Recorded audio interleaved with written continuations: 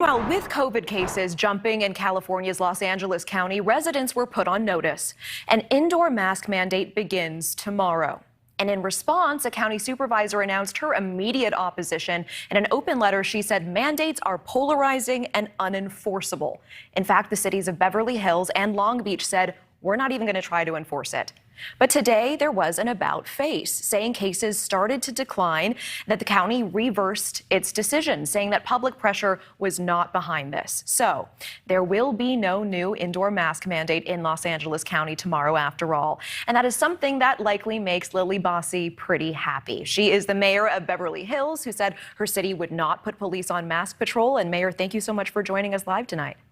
Thank you. Thank you for having me. Appreciate it. You know, we know you were against a mandate, and it's not going to happen after all. Was today's reversal a political win for you in Beverly Hills? Well, I don't know necessarily that I think of it as a political win, but I am happy. I put this on the agenda days in advance of this decision. We had heard for many weeks, actually, that this is a potential issue that would come down. We weren't sure, and I really felt that we needed to have the conversation with our community, with my colleagues in advance in case it came down. I didn't want to be reactive. I wanted to be proactive. So we had a council meeting on Monday, just to hear from the community what they felt and what my colleagues felt.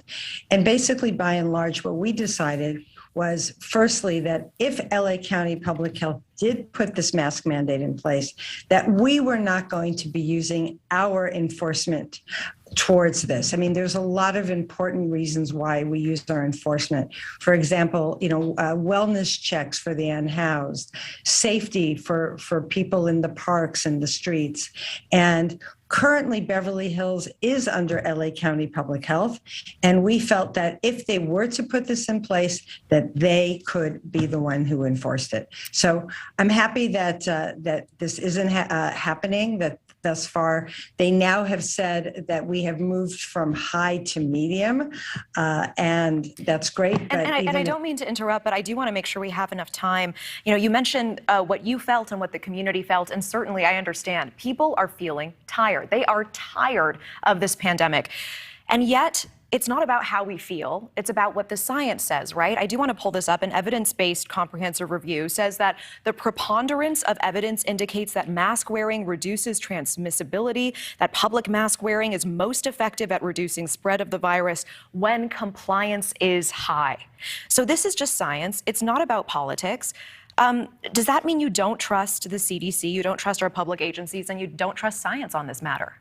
Well, to me, I think what we had occur in our meeting is twofold. One, for every study that we had heard, there was often another study. We very much believe and feel very strongly that if people feel vulnerable in any way, if people feel nervous in any way, they absolutely should be wearing a mask. This isn't a function of not trusting the science. This is a function of people, needing to make that choice. And we don't currently have our own public health department, although we are going to be having that discussion at the end of the month to look into having our own public health department. That's something we've been talking about actually now for over a year.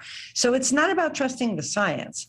But what I can tell you is with everything, we have seen studies that have differences of opinion. I understand. And all we can do, I think, is look to our nation's experts and look to the CDC and see what their best guidance is in the moment.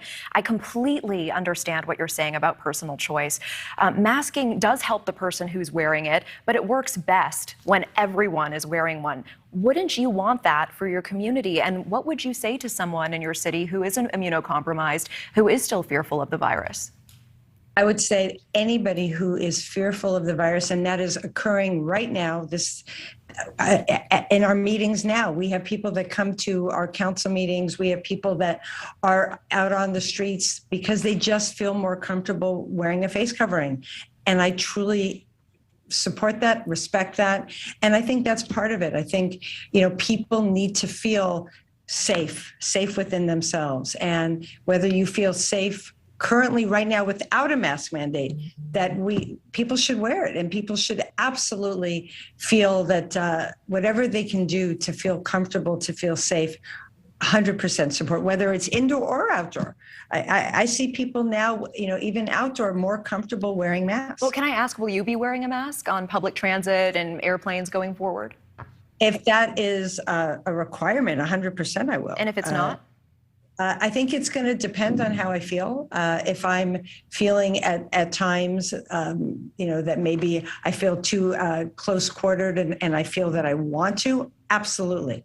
So I think it really, depends. I will not defy it. If I'm on a plane or public transit and there's a requirement to wear, if there's a mandate, for example, to wear it on a plane or public transit, I would absolutely wear it. But for me, and when I'm in situations and I am feeling comfortable, I won't wear a mask. But if I in any way am feeling uncomfortable, of course I'll put on a face covering.